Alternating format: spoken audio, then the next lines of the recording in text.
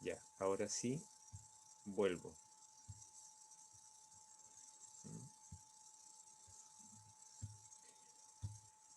Bien, entonces ahí para que quede la grabación, estábamos hablando de los grupos y sus roles. Ahí. Estábamos hablando de estos tres elementos básicos para entender un grupo y para ver su grado de efectividad, que es la estructura o las normas, los acuerdos, los procesos, la forma en que operan, las dinámicas de relación y dinámicas sociales que tienen y el contexto.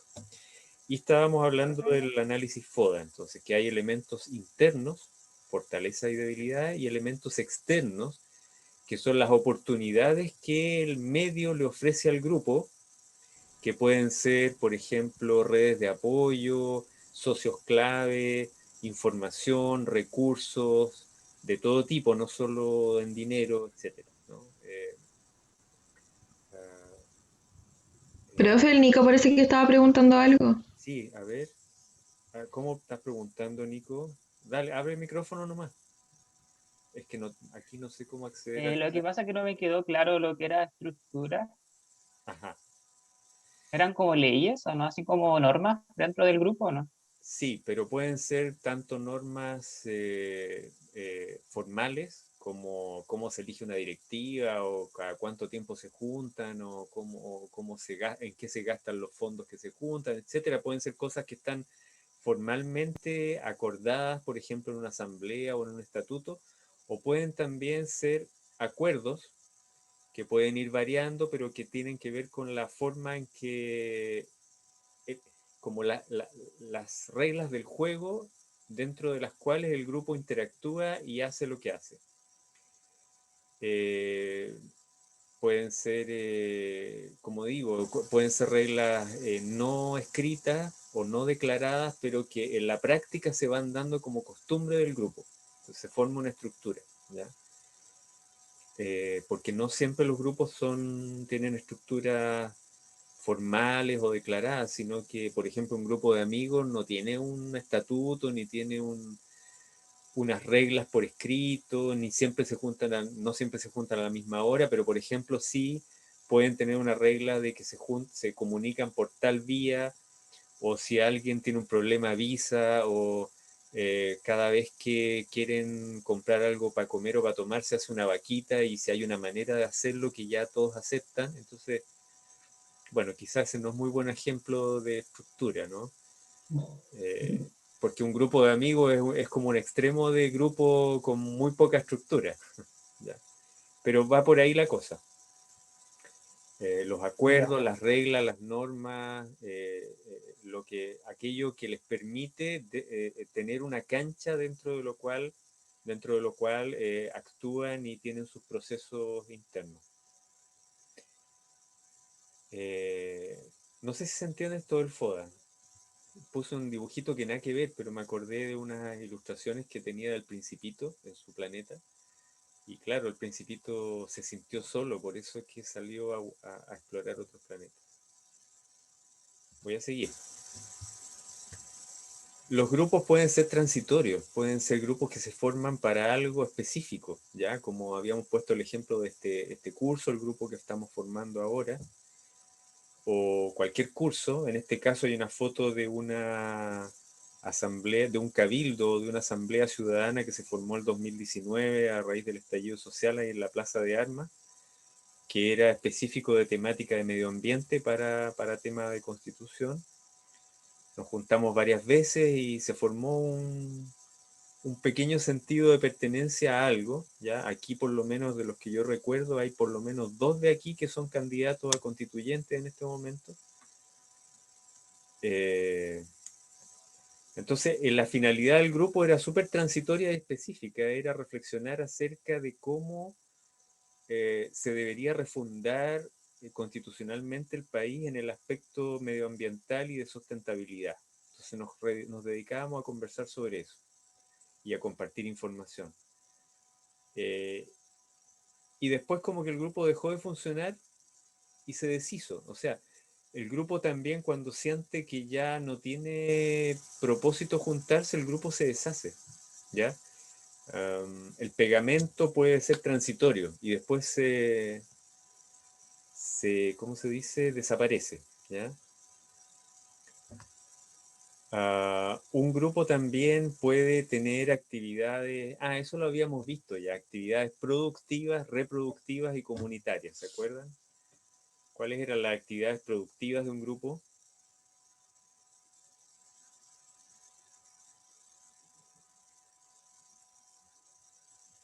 ¿Quién se acuerda?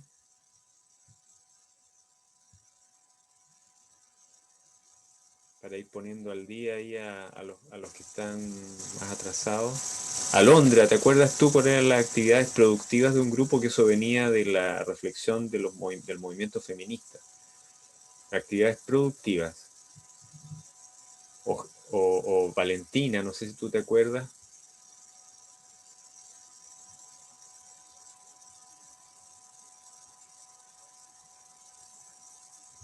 Ya, les dejo ahí la inquietud. Bueno, lo que estamos viendo acá es más bien una actividad comunitaria. Esto No era es... como, ¿Ah? ¿Sí? Dale, dale. no era como las que satisfacen como algo, como las que cumplen como una función, como una acción, algo así, ¿no? Claro, en el fondo son las actividades... Puede ser como que satisfacen. Sí, sí, son las actividades prácticas que son lo que declara el grupo que produce, digamos. O sea, una empresa serán productos y servicios, o sea, todo lo que lleva a generar lo que el grupo quiere generar, que puede ser de acuerdo a la finalidad y al propósito del grupo, El objetivo. al objetivo. Son las actividades que le permiten cumplir el objetivo, pero en forma directa, ¿ya? Como a nivel social, desde el análisis feminista, las actividades productivas son aquellas que tienen que ver con el mundo del trabajo, ¿ya? Formal, informal, pero producir, ¿ya? Um, las actividades reproductivas son las actividades que tienen que ver con el cuidado de las personas, eh, que tienen que ver, por ejemplo, con la actividad más bien a nivel del hogar, del autocuidado, de la salud, pero del cuidado de la salud personal, porque ya si nos metemos en los sistemas de salud, eso ya son actividades productivas más bien. Bueno, podría ser discutible, pero claro, generan servicios, por lo tanto tienen su fin productivo. Pero estas son actividades comunitarias que lo que hacen son justamente fortalecer, alimentar a través de elementos rituales, de diversión, de fiestas, de lo que sea, de ceremonia, de fortalecer el sentido de formar parte de un grupo um, como espacios que no tienen una finalidad productiva, pero que son experiencias de comunión o de diversión o de goce de un grupo que les permite seguir manteniéndose juntos, ¿ya? Cuando no hay estas actividades comunitarias, los grupos se tornan sumamente estériles y difíciles de sostener. Por ejemplo, cuando uno trabaja en una oficina donde es puro trabajo y no tienes amistades ni espacios de relajo, tú sigues perteneciendo ahí porque te pagan, pero no porque quieras estar ahí, por otros motivos. Entonces, esta es una ceremonia de bendición del inicio de la construcción de una casa, ¿ya? En la Ecualdea del Romero, que es el proyecto donde yo participé durante algunos años. Esta es una familia de amigos, estábamos al inicio de la construcción de una casa de una familia. Eh, Hoy en día hemos perdido este sentido de ceremonia. Bueno, en el caso de las casas, lo que se hace actualmente son los tijerales, donde el dueño de casa le hace un asado a los maestros que participan y se pone una bandera, y esto es antes de poner el techo. O sea, igual existen reglas o normas muy estrictas. Los maestros se niegan a poner el techo si no les hacen el asado, ¿no es cierto? ¿Te estás acordando de algo Y ahí? hay que tener como como la bandera. La bandera puesta arriba en las cerchas, en las vigas, no sé, amarrada, etcétera. Bueno, acá se inventó otra ceremonia que era más bien de conexión con el lugar, era de pedir permiso al lugar para construir la casa, recibir las bendiciones de amigos de toda la comunidad para la construcción de la casa, ¿no? que es un poco más vinculado a ceremonias más ancestrales. Ejemplo de que las actividades productivas y reproductivas y comunitarias a veces están juntas, no están por separado, ¿no? En este caso nos pasaba, esta es una foto ya de extremo, ¿no? Nos pasaba que cuando hacíamos las reuniones del grupo para resolver problemas, para hacer proyectos, para tomar decisiones, estábamos criando niños también y vivíamos ahí también, por lo tanto teníamos que estar atentos a los niños que andaban jugando, gritando o interrumpiéndonos en todo momento alrededor de la cocina comunitaria. Y en este caso justo se habían juntado, no me acuerdo por qué, 4 bebés, ¿ya? Y andábamos, esta era una reunión donde estábamos discutiendo cosas y habíamos 4 haciendo dormir a 4 bebés simultáneamente. Bueno, a lo que voy es que se van superponiendo situaciones en los grupos. En este caso la experiencia era como un grupo multipropósito, porque en realidad el propósito era compartir un sistema de vida, en el caso de una ecoaldea, o sea, que abarcaba resolver muchas necesidades de las personas o de las familias en forma más diferente o autónoma o sostenible, etcétera. Pero esto era, bueno, un caso particular. Bien, voy a mostrarles algunos monitos que tienen que ver con roles en los grupos, ¿ya? Cuando los grupos se forman es porque hay algún propósito y quieren hacer algo juntos, quieren que algo pase, quieren ayudarse a que algo ocurra, ¿ya? Y generalmente en el grupo hay un iniciador, ¿ya? O hay alguien que tiene un sueño y ese sueño lo comparte y empieza a transformarse en un sueño colectivo, ¿ya? Eh, Generalmente es un sueño individual que se colectiviza, ¿ya? Y hay muchos otros que toman ese sueño. En el caso de la Ecualdea del Romero, yo declaré en algún momento que me gustaría que formar con un grupo de gente una ecoaldea. Y claro, uno puede lanzar una idea como esa y lo conversas con tu amigo y te dicen, sí, sería bonito. Y hasta ahí llega, pues, o sea, como muchos dicen, sí, sería bonito y no pasa nada. Pero en un momento yo hice un documento y lo puse por escrito explicando qué era una ecoaldea y cómo lo podríamos hacer y cuáles eran los primeros pasos. Y compartí ese documento y fue como mágico. Empezaron al tiro y generé una fecha con una primera reunión. Y como que ahí tomó forma de algo real. Ya no era como la buena onda de, uy, qué lindo sería hacer esto, sino que era, esto va a pasar. Ahí yo tomé un rol de iniciador. Pero el iniciador puede ser un rol permanente que va surgiendo en un grupo, porque en el grupo cuando ya está, de repente alguien puede tener una idea nueva de algo que quiere que proponer al grupo, nuevos proyectos, y se genera nuevamente un iniciador de algún proyecto particular del grupo, ¿ya? Por ejemplo, alguien dice, bueno, el espacio donde nos estamos juntando está re feo ya, arreglémoslo. Y eso es un nuevo proyecto del grupo que no es el propósito específico del grupo, ¿te fijas? No es que el grupo se juntó a eso, tiene su propio propósito, pero aparece un proyecto particular y hay un iniciador. ¿Ya? Muchas veces son los primeros roles que aparecen en los grupos, los roles de liderazgo, de líderes o iniciadores de ideas o proyectos. Muchas veces también aparecen opositores a esa idea. Esto a veces puede tener eh, puede generar una tensión creativa muy positiva o puede generar un conflicto que bloquee el avance del grupo.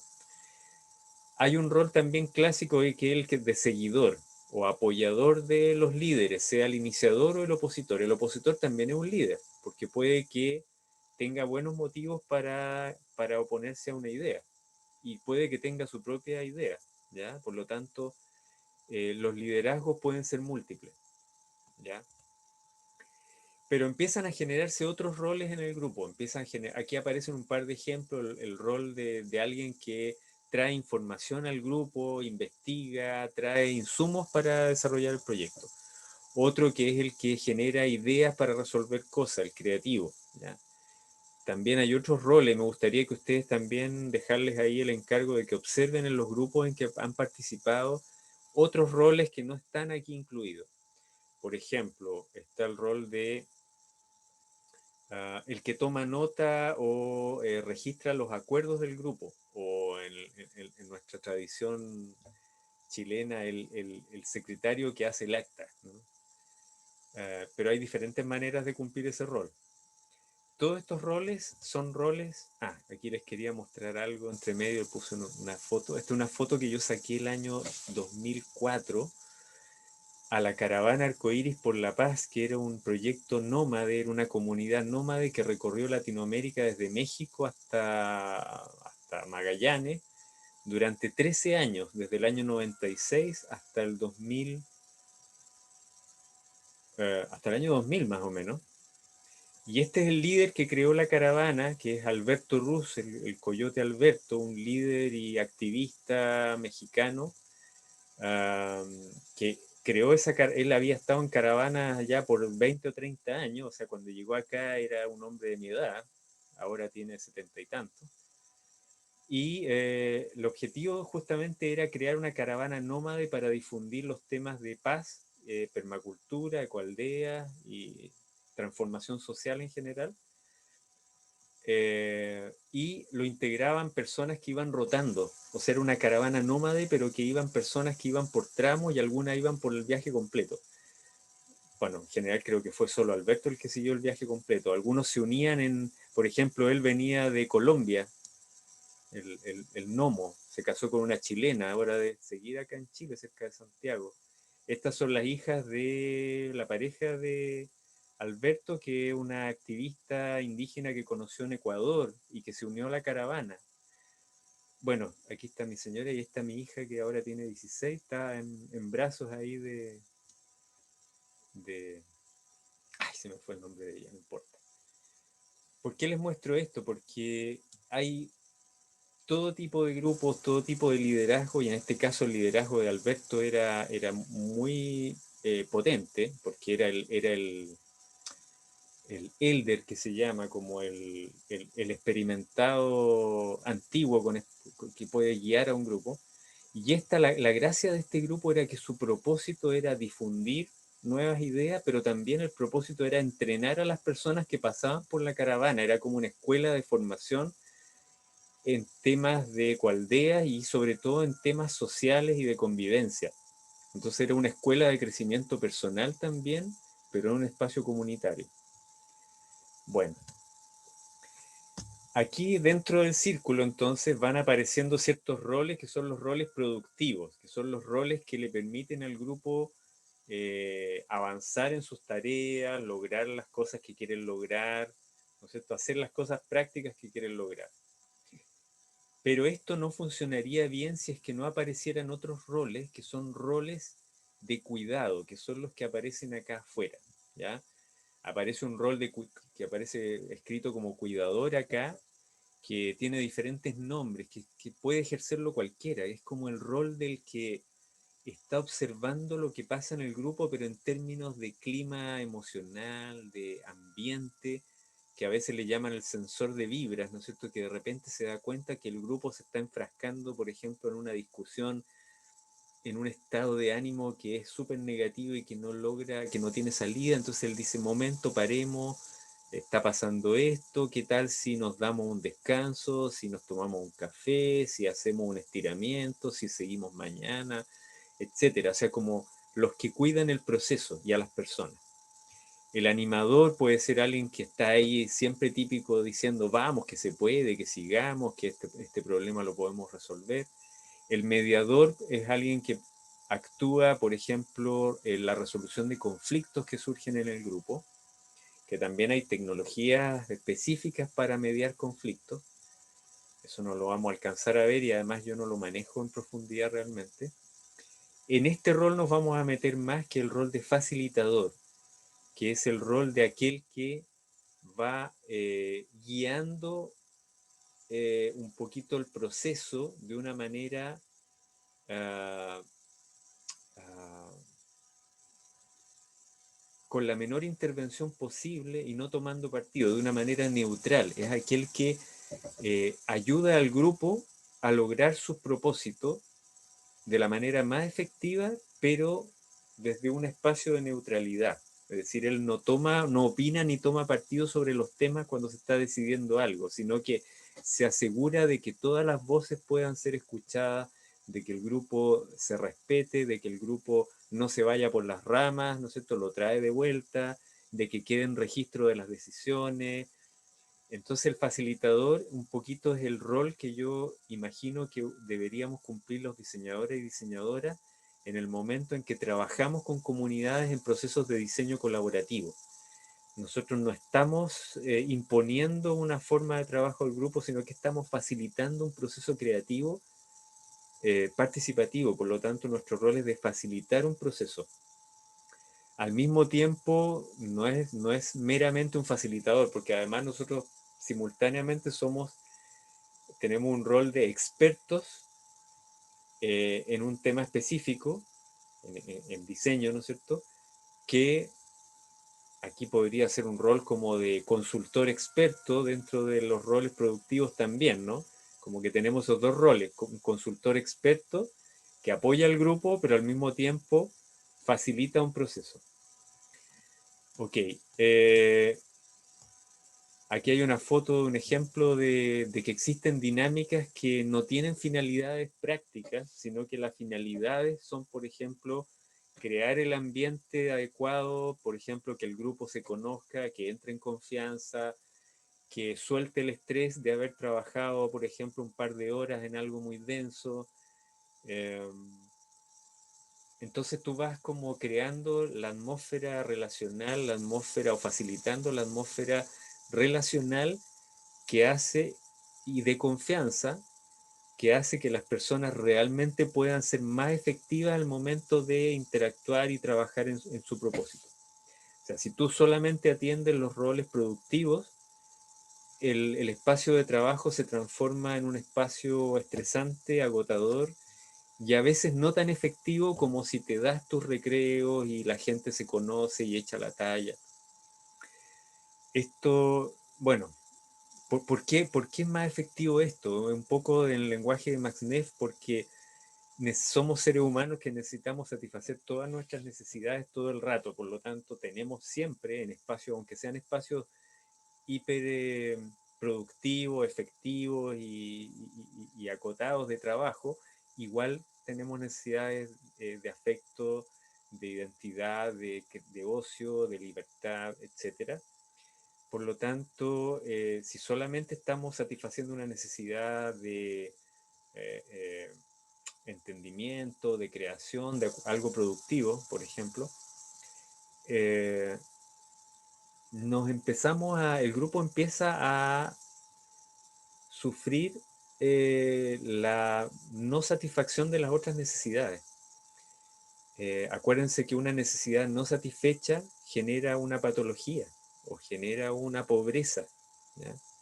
Según el esquema de Max Neff. Así que esto está atendiendo a esas otras necesidades, como parte de los roles de cuidado que yo les mencionaba. Acá aparece, bueno, este esquema lo hice a partir de un hombre con mucha experiencia, un español que se llama, eh, se me fue el nombre, perdonen, Ulises Escorihuela. Él es un facilitador que enseña procesos grupales, enseña toma de decisiones, resolución de conflictos, etc. Y este es de un material que él dejó en una capacitación sobre procesos grupales. Entonces, el peligro es que si no están adecuadamente sostenidos estos roles, o por ejemplo, solo estamos en los roles productivos y no en los roles de cuidado, puede el líder o el iniciador transformarse en un personaje que asume roles de agresor, de dominador, de dictador, de opresor o se transforma en un personaje autoritario. Y hay otros que pueden empezar a asumir roles de víctimas, de oprimidos o de saboteadores que tratan de que no resulten las cosas que está proponiendo el que asume el rol autoritario. Entonces ahí el grupo empieza claramente a no poder lograr procesos de trabajo saludables y no va a lograr lo que se propone hacer. Bueno, eso por ahí, comentarles hasta por ahí cómo van y ya no sé si podamos comentar mucho más, pero quiero escuchar preguntas, comentarios de parte de ustedes. Hay muchos más roles y hay distintas maneras de definirlo. Esto es solo un ejemplo, pero me parece muy válida la distinción entre roles productivos y roles de cuidado, ¿ya? Como distintos tipos de, de roles, ¿ya? ¿Qué opinan? ¿Qué se les ocurre? ¿Cómo lo Profe, relacionan con su experiencia? Sí, ¿el mediador no es parecido al facilitador? o sea, dar las últimas indicaciones. Bueno, toca, como les dije, la primera evaluación, que como funciona también en formación ambiental, es que ustedes me entregan un documento donde está ahí los comentarios, las tareas que yo les he encargado, eh, que a lo mejor entre todos, entre todas podemos recordar cuáles son. Yo no me las sé de memoria, pero me acuerdo que había un mapita de sus comunidades, como hacer un gráfico mostrándose ustedes a qué comunidades pertenecen. Después les encargué que incluyeran el concepto de qué personas claves había en esos grupos y que no necesariamente era el líder o el que guía, justamente un poco apuntando a la clase de hoy, que era distinguir roles, que puede haber formales o informales, etcétera. Y también los territorios, a qué territorios se vinculaban esas comunidades. También, ¿qué más les encargué? Que comentaran el material este del mapeo colectivo. Eh, y había algo más. ¿Me acuerdan ustedes? Yo ahora no me acuerdo muy bien, pero había un par de cositas más que yo les dije, comenten esto.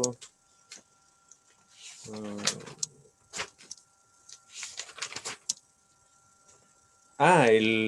que eligieran un concepto del primer lienzo Jamboard que hicimos con el concepto de comunidad, ¿se acuerdan? Yo les dije, elijan uno y hagan un comentario con ese concepto. A cada una eligió un concepto de ese lienzo. Para los que no lo han hecho o no participaron ahí, está en el Classroom también. Está ahí como uno de los materiales disponibles. Entonces métanse a mirar todas las palabras que aparecieron, elijan una y hagan un comentario, a lo mejor no solo de la palabra suelta, sino de lo que observan en el lienzo, y de esa manera se ponen al día aunque no hayan participado en esa clase. ¿Qué más había? Profe, ¿Ah? yo tengo la reflexión de la palabra, esa que elegimos cada uno, y tengo del video secos, Eso comentario. sí. Sí, sí, sí. Vimos un video cuando estábamos empezando a hablar de la relación entre comunidades y territorios y vimos ese video y les pedí que lo comentaran también. Así que esa es otra, gracias, esa es otra tareita que les di.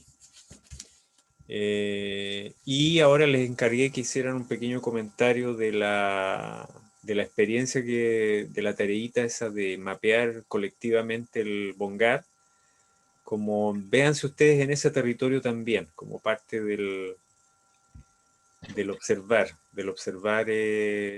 grupos y sus experiencias.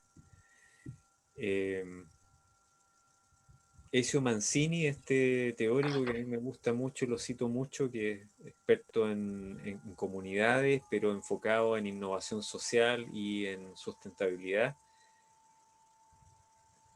dice que los diseñadores hacemos dos tipos de pega. Una pega es eh, generar productos, servicios y cosas por el estilo, o sea, resolver problemas, así lo manifiesta, resolver problemas. Y la otra pega que hacemos es crear significado. eh, que no necesariamente resolver el problema, aunque hay problemas que tienen que ver con inconsistencia en los significados o en lo que lo que está pasando, pero lo que estamos enfocados ahora justamente es en ver cómo las comunidades trabajan también y nosotros podemos como diseñadores apoyar proyectos de comunidad en esos dos ámbitos también. Por un lado, en que las comunidades resuelvan sus problemas puntuales que tengan o avancen hacia lograr sus propósitos, que pueden ser muy prácticos, pero al mismo tiempo eso no está disociado de volver a mirar el propósito, el significado que para esa comunidad o ese grupo tiene lo que está haciendo, lo que ha hecho. Por lo tanto, este proceso de cuál es el propósito o la visión de un grupo es algo que los grupos generalmente lo están revisando permanentemente. Vamos a conversar después de eso porque ahí hay otro tema que trabajar que es cómo se van desarrollando los grupos históricamente. Hay un inicio, ¿no es cierto?, que es como el pololeo, después los grupos se van estructurando y después a veces hay crisis con el crecimiento o la formalización excesiva de los grupos, o a veces logran una madurez en que logran, digamos, desarrollar su potencial.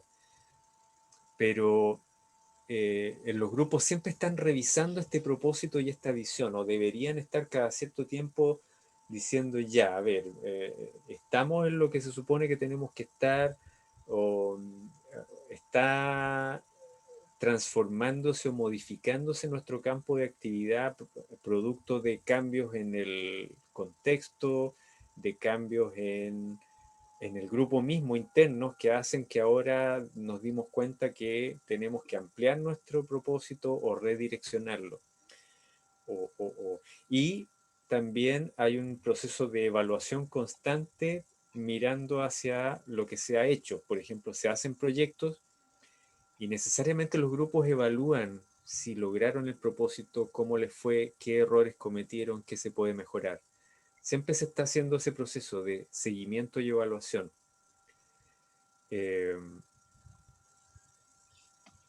Y hay otro fenómeno que se los voy a dejar como nombre nomás, que se da en los grupos, que producto de todo este tema de conflictos, de distintas expectativas, de roles en que a veces uno no se siente cómodo, etcétera, lo que hacen a veces los grupos es gestión emocional, que en el fondo es que a veces los grupos se quedan atascados y no logran hacer lo que quieren hacer, no por falta de herramientas prácticas o de capacidades prácticas, sino porque hay un atasco emocional en el grupo.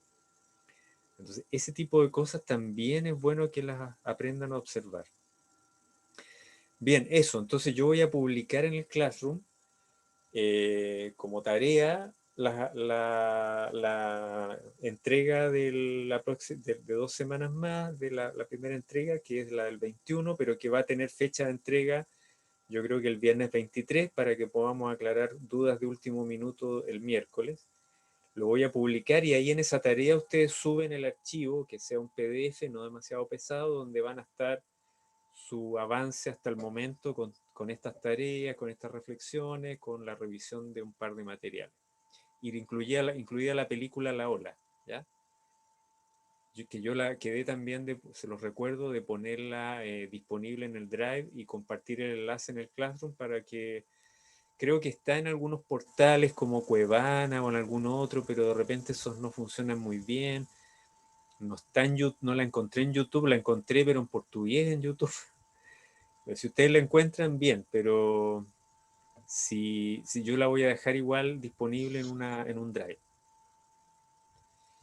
Y eso sería, pues, consulta, alguna rondita de con qué nos vamos, Profe, ¿sí? Sí. Voy a cerrar ahí la profe, grabación. necesito el